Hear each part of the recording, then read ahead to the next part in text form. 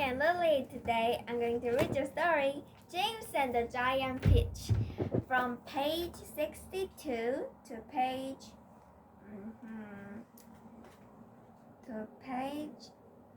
68. Okay, let's read it.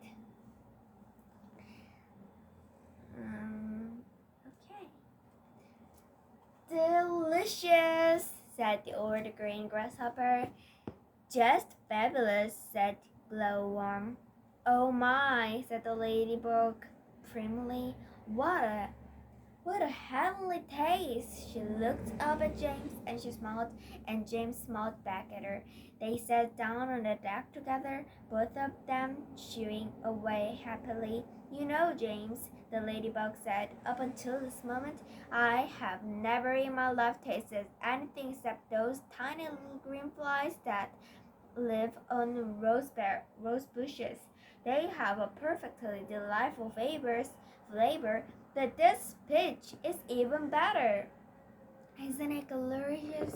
Miss Spider said. Isn't this delicious?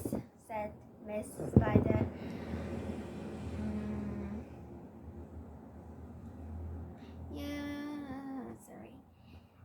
Miss Spider said, coming over to join them. Personally, I had always thought that a big, juicy, caught in the web blue bottle was the finest dinner in the world until I tasted it. What a flavor! What a flavor, the centipede cried. It terrified. There's nothing like it. There never has been. And I should know because I personally have tasted all the finest food in the world. Whereupon the centipede, with his mouthful of peach and with juicy juice running down all over his chin, suddenly burst into a song. What song? Okay, let's see. Okay.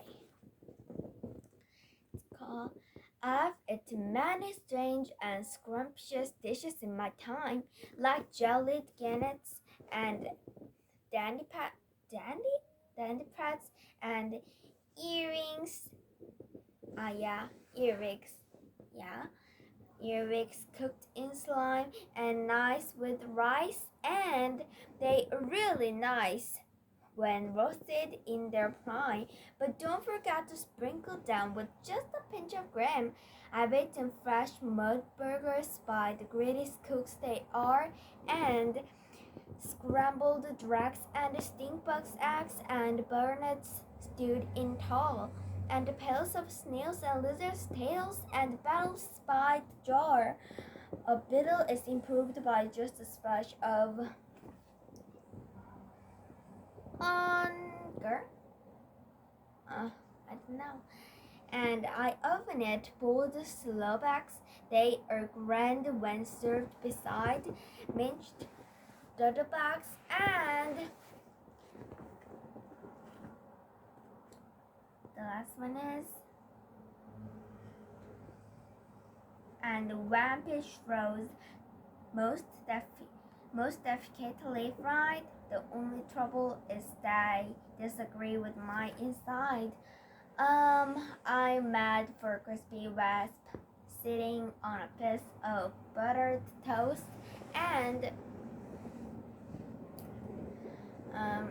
pickled. Oh, what's this song? I don't know.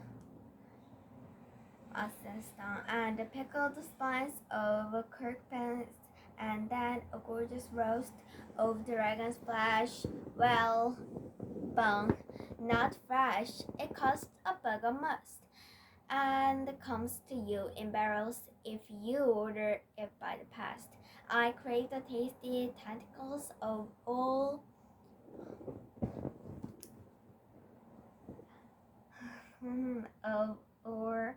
and I like hot dogs. I love hot frogs. And surely you will agree. A plate of sole with engine oils, a super recipe. I hardly need to mention that it's practically free. For dinner on my birthday, shall I tell you what I choose? I choose hot noodles made from puddles on a slice of garden nose, and a rather smelly jelly, and made of armadillo, arm, armadillo's toast. Oh, the jelly is delicious, but you have to hold your nose. Now comes the centipede to carry the burden of my speech. These foods are rare beyond compare. Some are right out of reach, but there's no doubt I'd go without a million plates of each for one small mite. One tiny bite of this fantastic pitch. Yeah, this is a little bit crazy, so let's go on. Chapter 19. Look, cried the centipede just as they were finishing their meal. Look at the tummy, that thin black thing glittering through the water over there. They all swung around to look. There are the two of them. Oh, there are two of them. Oh.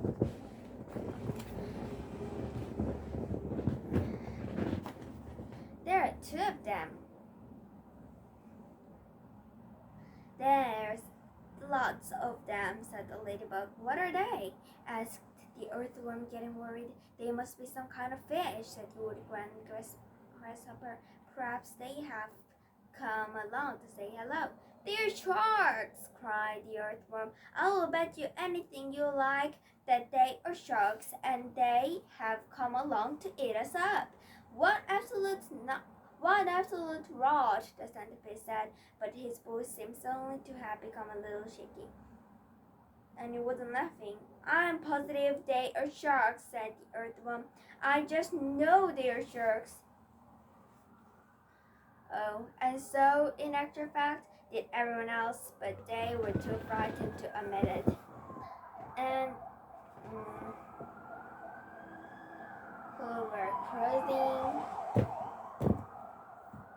Just assuming that they are sharks, the centipede said, there still can't possibly be any danger if we stay up here. But even as he spoke, one of those thin black fins suddenly changed directions and coming cutting swiftly through the water right up to the side of the pitch itself. The shark paused and stared up at the company with his small evil eyes. Go away, they shouted. Go away, they shouted. Go away, you filthy beast! Slowly, almost lazily, the shark opened his mouth, which was big enough to have swallowed a perambulator, and made a lunge at the pitch. They all watched, aghast. And now, as though at a signal from the leader, all the other sharks came swimming in toward the pitch, and they clustered around it and began to attack it furiously. They must have been 20 or 30 of them at least, all pushing and fighting and lashing their tails and churning the water in a froth. Panic and pandemonium broke out immediately on top of the pitch. Oh, we're finished now, cried Miss Spider, rearing her feet. They will eat up the whole pitch, and then there will be nothing left for us to stand on, and they will stand on us. She's right, shouted the ladybug. Oh, we are lost forever. Oh, I don't want to be eaten, wailed the earthworm, but they will take me first of all because I'm so fat and juicy and I have no bones. Is there nothing we can do? Asked the ladybug, appealing to James. Surely you can think of a way out of this. Suddenly, they were all looking at James. Think, begged Miss Spider. Think, James, think. Come on, said the centipede. Come on, James. There must be something we can do. Their eyes waited upon him, tense, anxious, practically hopeful. What will James think of? And will they escape from the so many sharks? Next time I'll read it and I'll tell you. Okay, bye! Bye. Bye.